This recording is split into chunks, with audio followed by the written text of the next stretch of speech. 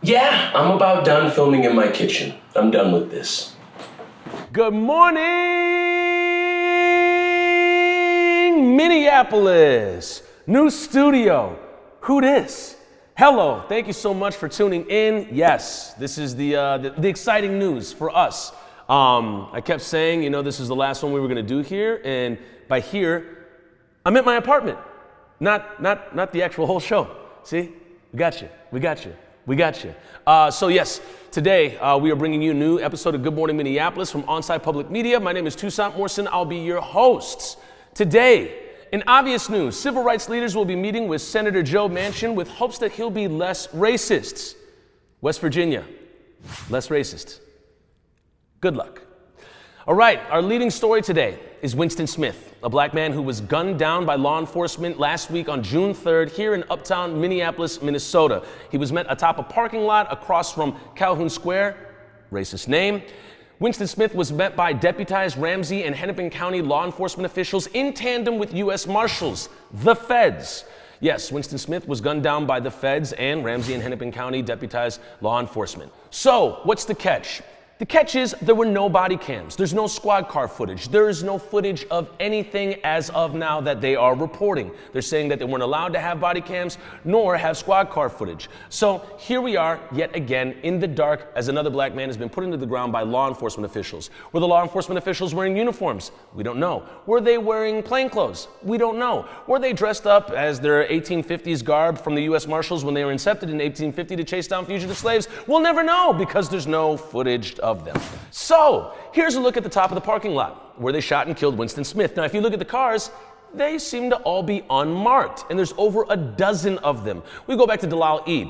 Unmarked cars, plainclothes officers, pulling up with guns drawn, screaming and yelling at Dalal Eid. Now, you can imagine the same situation for Winston Smith.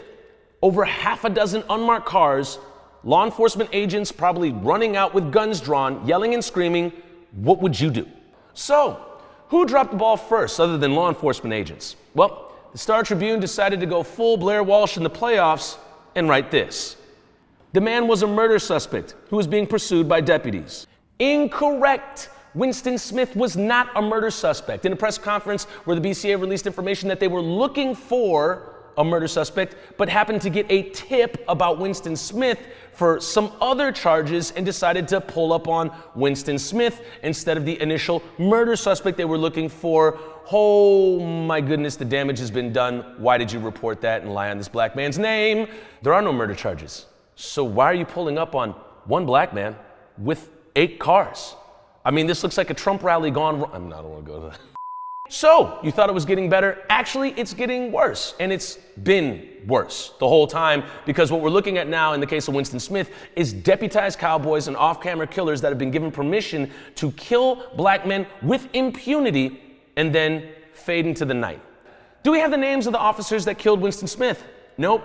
Has Hutch, the head of the Hennepin County Sheriff's Department, said anything? Nope. There are more questions than there are answers. And what we do know is that another black man has been put into the ground by law enforcement. But if you take a look at the snake and how it moves, especially last week on June 3rd, and look at it close enough and long enough, you'll notice the head. And in this case, the head is Mona Doman. For Sauron will have dominion over all life on this earth. Who is Mona Doman? The 40th United States Marshal for the District of Minnesota, appointed by He Who Shall Not Be Named, aka the 45th President of the United States. USMarshals.gov writes, her responsibilities include leading and directing operations, which include security and protection of the United States courts, criminal investigations, fugitive apprehension, execution of federal court orders, and other law enforcement activities. When Catrice Jackson talks about white woman violence, she's talking about white woman violence from Karen to Kim Potter to Mona Doman, all the way from the bottom to the top. And now we're here. Getting a little more insight into who Mona Doman is, we decided to cite this charming little article from the Maple Grove Mag. The Maple Grove Mag writes, Mona Doman loves being a police officer. She also knows the significance of her recently departed role as Maple Grove's police chief over the past decade. Role model? Mother Teresa. What others say about me? She is curious, tenacious, goal-oriented, not afraid to get her hands dirty. Holy I mean, you can't make this up. You really can't make this up. Mother Teresa likes to get her hands dirty. Sounds like an oxymoron to me. Well, her hands sure are dirty, and who's going to be investigating those dirty hands? Well, none other than the Bureau of Cop Apologists, otherwise known as the Bureau of Criminal Apprehension, otherwise known as the BCA. Problem: Mona used to work for the BCA from 2011 to 2019, so her former co-workers are going to be investigating her, more specifically, her former co-worker and that of Drew Evans. Will be investigating her for the shooting and killing of Winston Smith. Now, Drew Evans, let's just point out what we're all seeing here. Aside from having a striking resemblance to U.S. Agent John Walker, he also has that look of the guy in the rated R movie you're not quite sure about. And if you're like me, I've already made up my mind. Nah, fam. No, I'm not going in the house of Drew Evans.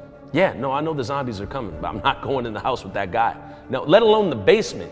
Y'all go in the house of Drew Evans. I'm gonna stay out here, man. Zombie apocalypse, I'm cool. Yeah.